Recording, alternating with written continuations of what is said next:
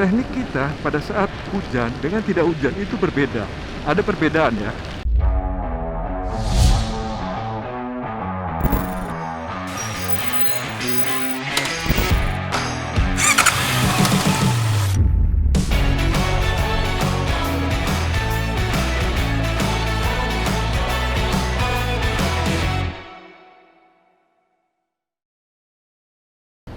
Halo, selamat datang di channel CJ Bob. Kita ngobrol di motor, tentang sepeda motor dan tentang semua yang ada hubungannya dengan sepeda motor. Ini saya udah beberapa hari nungguin hujan. Dari tanggal berapa ya? Saya lupa. Udah beberapa hari lah saya menunggu hujan turun, tapi nggak turun-turun. Kebetulan hari ini hujan, ya udah langsung jalan. Kenapa? Karena berapa hari yang lalu, entah hari Selasa kalau nggak salah ya, apa hari Senin, itu hujan deras Jakarta. Nah, sesudah hujan deras, keluarlah peringatan cuaca ekstrim dari BMKG. Dia bilang kalau nggak salah waktu itu ya, dari mulai hari itu sampai tanggal 1 atau tanggal 2 Februari, Jakarta akan dilanda cuaca ekstrim. Nah, nungguinlah saya hujan. Tunggu, nggak hujan-hujan juga. Sampai hari ini. Kemarin sih, kemarin malam sempat hujan. Hari Jumat lalu sempat hujan. Tapi ya gitu, hujannya juga saya bukan kena hujan ya, saya nggak kehujanan. Hujan baru turun ketika saya udah sampai, udah deket-deket tempat saya tinggal lah. Kenapa saya nungguin hujan? Kenapa saya mau ngobrol tentang naik motor waktu hujan? Karena begini, karena teknik kita pada saat hujan dengan tidak hujan itu berbeda. Ada perbedaan ya. Dan perbedaan ini ada baiknya kita ketahui, karena kalau kita berpikir bahwa naik motor hujan maupun nggak hujan sama aja, itu menurut saya itu akan memperbesar risiko kita mengalami kejadian nggak enak di tengah jalan, apapun kejadiannya itu ya. Jadi yang harus kita ingat adalah saat hujan dengan saat cuaca kering, sebenarnya bukan hujan, saat jalanan basah akibat hujan seperti sekarang ini dengan saat cuaca kering, teknik kita naik motornya itu beda. Perbedaan yang pertama adalah soal pakaian. Kita bisa lihat, saya pakai jas hujan. Jas hujan warnanya warna terang lagi. Ini warnanya warna neon. Yang pertama adalah ketika hujan ada baiknya Anda pakai jas hujan. Kenapa Anda pakai jas hujan? Dan jas hujan gimana yang harus dipakai, yang sebaiknya dipakai? Menurut saya, jas hujan yang sebaiknya dipakai adalah jas hujan seperti ini nih, seperti yang kita pakai nih di jalan ini. Itu yang bentuknya celana dan jas. Dan hindari pakai jas hujan ponco. Itu berbahaya, bahayanya. Itu yang pertama. Yang kedua, pakai jas hujan, usahakan jas hujannya yang warnanya cerah. Kayak seperti saya nih, warnanya kan terang nih. Warnanya cerah. Kenapa warnanya sebaiknya cerah? Supaya gampang kelihatan. Kita harus gampang dilihat oleh pengendara, oleh pengguna lalu lintas yang lain. Kita harus mudah dilihat. Tuh, itu warna. Jadi warna penting. Sebaiknya warnanya terang. Kalau warna gelap juga ya nggak apa-apa sih. Nggak apa-apa juga. Yang penting Anda pakai jas hujan. Dan kenapa harus pakai jas hujan? Tujuannya adalah supaya kita nggak kedinginan. Nah, ngomong soal kedinginan, resikonya begini. Kalau kita kedinginan, kita akan beresiko mengalami hipotermia. Hipotermia atau bahasa Jawanya hypothermia. Nah, itu bahasa Jawanya hypothermia. Hipotermia itu kondisi di mana suhu badan kita turun, suhu core badan kita ya. Suhu badan kita turun lebih rendah daripada biasanya. Misalnya kita 37, suhu badan kita itu turun. Nah, suhu tubuh yang turun itu, hypothermia itu berbahaya buat kita sebagai pengendara sepeda motor. Bahayanya adalah ini. Kedinginan, hipotermia itu membuat kita lambat berpikir. Pertama, lambat berpikir. Dan akibatnya juga reaksi kita lambat. Ketika kita bereaksi, ada sesuatu di jalan, reaction time kita seperti pernah saya omongin ya, reaction time kita itu berkurang. Kunci utama saat naik motor pada saat hujan adalah kenakan pakai jas hujan. Bukan supaya nggak basah ya. Kalau basah sih saya selalu mikirnya gini. Kita pasti sering diomongin bahwa wah basah, jangan hujan-hujanan, nanti basah, nanti sakit. Sering kan dari kecil diomongin kayak gitu. Kalau menurut pendapat saya, ini pendapat saya, dan satu lagi saya bukan dokter, jadi silakan Anda cek dengan dokter atau Anda cari informasi dari tempat lain. Tapi pendapat saya gini, kedinginan itu nggak bikin kita sakit kok. Benar, pengalaman saya ya. Saya udah sering kehujanan, tapi saya nggak pernah sakit karena kedinginan. Dan gini, biasanya ini jas hujan, ini saya baru pakai 2 kali nih. Jas hujan ini baru saya pakai 2 kali. Soal jas hujan gini, saya sendiri kalau naik motor itu kalau udah jarang pakai jas hujan. Jadi misalnya gini, misalnya saya berangkat ke kantor di tengah jalan hujan, saya jarang berhenti untuk pakai jas hujan. Biasanya saya terabas terus. Kemudian yang kedua adalah ketika pulang. Waktu pulang sama aja. Pulang kalau di tengah jalan hujan, saya biasanya terabas terus. Kalau sebelum berangkat hujan juga biasanya saya terabas terus. Saya paling hanya pakai celananya aja, celana hujan ini yang saya pakai. Bagian atasnya enggak saya pakai. Saya bagian atasnya cuma pakai jaket saya biasa aja. Karena begini, kalau saya pribadi, saya nggak suka pakai jas hujan karena waktu hujan seperti ini tuh enak adem. Tapi nanti ini anak-anak pada mainan apa sih nih? Sabun. Tapi nanti ketika hujan udah berhenti total, jas hujan ini jadi bikin panas, bikin saya nyelekep. Nanti lihat deh kalau hujannya berhenti, saya pakai jas hujan sekarang ini karena for the purpose of demonstrating, karena tujuannya adalah untuk ngasih lihat ini loh yang ideal. Sementara kalau yang biasa saya lakukan itu nggak ideal dan sebaiknya sih jangan ditiru. Hujan-hujanan tanpa jas hujan, kalau menurut saya jangan ditiru lah. Saya biasanya kalau hujan saya terabas terus. Kenapa bisa begitu? Karena gini, karena setiap kali pergi kantor itu saya selalu bawa baju dan celana. Jadi saya sampai di kantor saya ganti baju dan ganti celana. Jadi baju yang saya pakai, pakaian yang saya kenakan pada saat saya naik motor itu beda dengan pakaian yang saya kenakan ketika saya sampai kantor. Di kantor saya pasti ganti baju. Saya nggak pakai baju yang sama, nggak pakai celana yang sama. Baju juga saya ganti. Saya kalau berangkat hanya pakai kaos, celana juga beda. Nanti sampai kantor ganti. Karena gini juga, karena saya nggak tahan bau asap. Pakaian itu tuh bau asap loh. Mungkin kita nggak nyium aja, mungkin Anda nggak nyium. Tapi apalagi kalau Anda perokok ya, kalau Anda bukan perokok Anda pasti nyium bau asap. Masuk lift, misalnya Anda masuk lift dengan orang yang dari jalan, misalnya orang baru selesai naik motor, itu bau asap sekali. Jadi walaupun hujan deras, ketika berangkat sampai kantor saya ganti baju, pakaian saya kering, nggak basah sama sekali. Begitu juga ketika pulang. Saat pulang sampai rumah saya ganti baju. Dan itu saya lakukan juga karena perjalanan ke kantor tuh saya dekat, paling 45 menit sampai 1 jam perjalanannya. Nah, perjalanan 45 menit sampai 1 jam. Jadi, dan satu lagi saya tinggal di Jakarta, di dataran rendah, daerah panas. Jakarta tuh panas. Ya sekarang aja mungkin suhunya ini 28-29, panas seperti ini. Jadi kemungkinan saya kena hipotermia di Jakarta karena kehujanan itu kecil banget. Bisa dibilang saya sih nggak pernah ngalamin hipotermia ya. Itu udah saya lakukan setiap musim hujan begitu. Saya baju basah-basah aja, nanti sampai kantor saya ganti. Saya ganti pakaian dengan pakaian kering, udah beres. Itu mengenai pakaian. Nah, buat teman-teman, buat Anda yang tinggal di daerah dingin, suhu udaranya dingin, atau bahkan juga yang tinggal di Jakarta, saran saya pakai jas hujan untuk hindari hipotermia. Jangan ikutin apa yang saya lakukan, tapi ikutin apa yang saya omongin. Jangan ikutin apa yang saya kerjakan, ikutin aja apa yang saya omongin. Nah, itu dia. Itu mengenai yang pertama ya, soal pakaian, jas hujan. Jadi pakai jas hujan, jangan enggak. Kemudian yang kedua adalah teknik kita naik motor, teknik kita berkendara. Saat hujan, sebenarnya bukan saat hujan, pada saat jalanan basah seperti ini, itu sedikit berbeda dengan ketika jalanan kering, permukaan jalan kering. Kenapa? Karena waktu basah jalanan itu licin. Nah, jadi karena jalanan licin, ada beberapa hal yang harus kita perhatikan. Pertama, nomor satu nih, mudah-mudahan saya nggak lost count nanti. Nomor satu, pertama, kita harus ingat bahwa 15 menit pertama setelah hujan, itu jalanan sangat licin, lagi licin-licinnya. Tergantung intensitas hujannya juga ya. 15 menit pertama itu jalanan sangat licin. Kenapa jalanan sangat licin? Karena gini, tuh Anda lihat kan ada kotoran di jalan, ada ranting, terus sebelah kiri juga ada sampah-sampah. Di hari biasa ketika hujan jalan itu banyak sampahnya.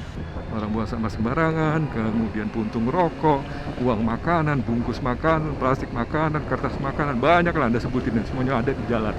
Di hari biasa kalau nggak hujan, kotoran-kotoran itu kan kelindes ban, terurai lah dia, sobek-sobek kecil-kecil, dan kotoran-kotoran itu yang kecil-kecil, jadi partikel kecil itu masuk ke aspal, meresap ke dalam permukaan aspal. Kadang kan permukaan aspal itu nggak rapet ya, dia berpori. Kayak kita lihat di jalanan ini kan berpori aspalnya.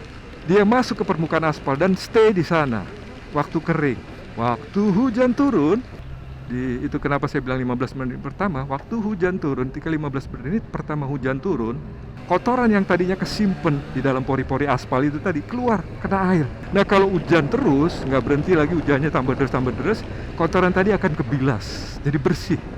Jadi kayak sekarang ini jalanan lagi bersih-bersihnya nih, udah nggak kotor.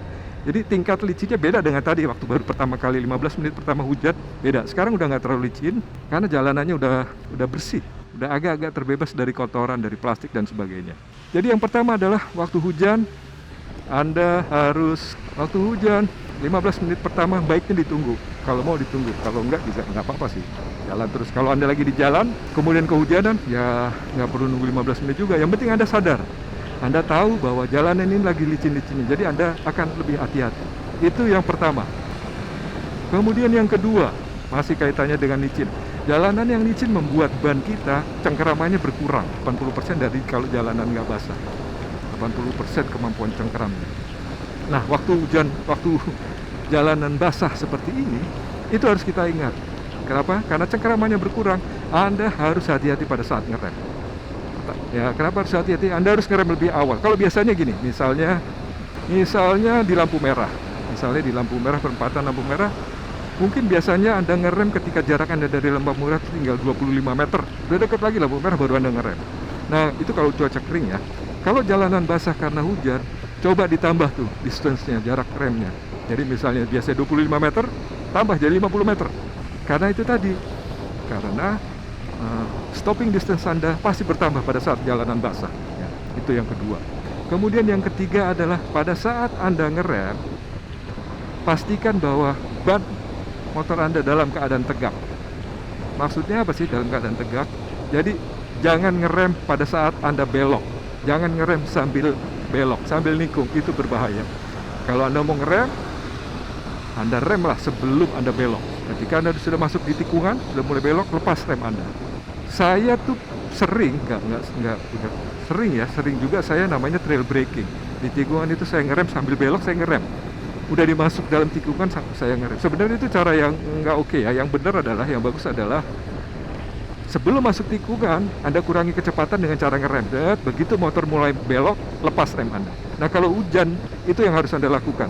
Jangan trail braking. Trail braking itu kita ngerem sebelum masuk tikungan, dan di dalam tikungan masih ngerem sedikit, nggak banyak, sedikit-sedikit kita masih tetap ngerem. Itu nggak, kalau jalanan kering, oke, nggak apa-apa, itu bisa kita lakukan. Tapi kalau jalanan basah seperti sekarang ini, hujan kayak gini, nah depan kan ada tikungan. Saya pasti ngerem dulu baru nikung. Nggak pernah tuh saya ngerem sambil nikung kalau di jalan hujan seperti ini. Yang keempat adalah lebih banyak gunakan rem belakang.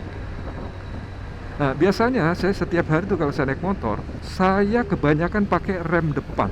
Bisa dibilang 90% saya pakai rem depan. Rem belakang itu hanya 10%.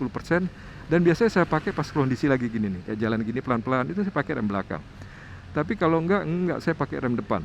Kenapa pakai rem depan? Karena kebiasaan saya dan sejak dulu saya memang terbiasa diajarinya pakai rem depan dulu.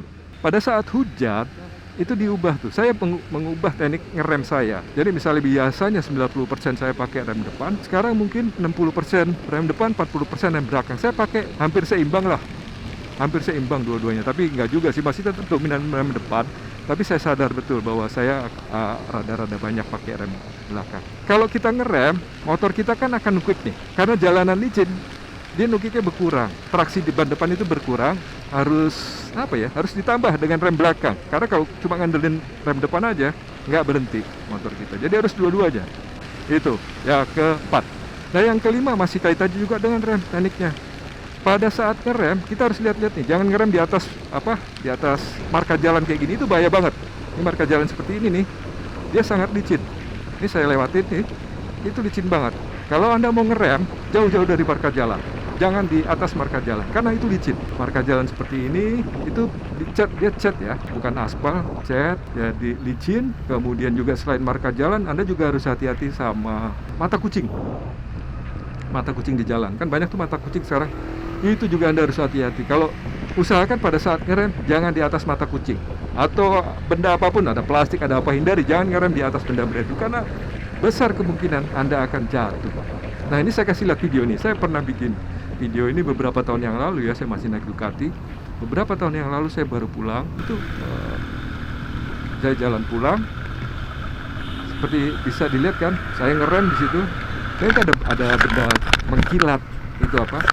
Saya sampai sekarang terus terang aja saya nggak tahu kenapa saya jatuh, tapi saya menduga itu akibat saya ngerem pada saat ban tepat di atas itu tadi, di atas apa, mata kucing itu tadi. Karena besokannya saya lewat daerah situ lagi, saya perhatiin apa sih itu kemarin, oh ya ternyata mata kucing di jalan. Nah itu tadi ngerem jangan di atas mata kucing seperti ini nih, bahaya nih. Apalagi di lajur sepeda seperti ini banyak mata kucing ya. Nah hindari mata kucing seperti itu karena berbahaya sekali, karena Anda pasti jatuh seperti jatuh itu tadi. Oke, itu yang keberapa tadi ya? Kelima, kalau ngerem lihat-lihat, jangan ngerem di atas benda aneh. Kemudian yang keenam, nah ini keenam penting juga nih. Keenam, pada saat cuaca hujan seperti ini, Anda harus ingat bahwa rem Anda basah. Rem Anda basah maksudnya apa? Maksudnya adalah cakram dan kanvas rem itu dalam keadaan basah. Dan kalau basah dia nggak bisa ngegigit, kanvasnya nggak bisa ngegigit cakram, sampai cakram dan kanvas sampai dua-duanya kering.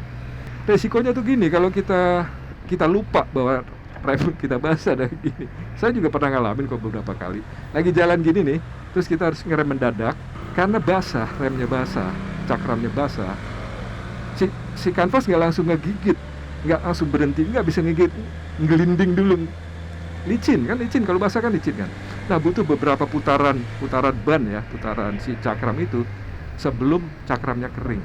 Misalnya ada skenario gini, Anda lagi naik motor jalan 60-an km per jam saat hujan. Kemudian tiba-tiba di depan ada halangan, Anda ngeliat, kemudian Anda rem. Nah pada saat Anda ngerem itu, Anda lupa bahwa rem Anda basah. Karena Anda lupa bahwa rem Anda basah, Anda tarik rem, wih kok nggak berhenti-berhenti nih motor kan? Anda udah rem kok nggak berhenti-berhenti remnya belum? Biasanya reaksi pertama orang adalah ketika kejadian kayak gitu adalah dia kencengin remnya, dia tambah remnya, tarik remnya lebih keras lagi. Nah karena dia tarik lebih keras lagi, gini, pada saat dia tarik pertama nggak berhenti karena remnya kan licin. Karena licin dia kencengin dia tuh ngeremnya, tambahin tenaga ngeremnya. Begitu dia tarik lebih keras lagi itu tuas rem, cakramnya kering. Ada cakramnya kering, langsung tuh kanvas ngegigit cakram dengan keras. Akibatnya apa? Akibatnya remnya ngunci. Karena remnya ngunci pasti jatuh. Nah saya nggak tahu apakah kalau motor ABS juga akan begitu. Ini adalah asumsi saya, adalah motornya nggak ada ABS-nya ya. Saya nggak tahu apakah ABS akan ngunci seperti itu atau enggak. Walaupun kalau dari namanya anti lock braking system ya, harusnya sih dia nggak ngunci. Tapi saya nggak tahu karena saya nggak pernah nyoba dan saya nggak pengen nyoba.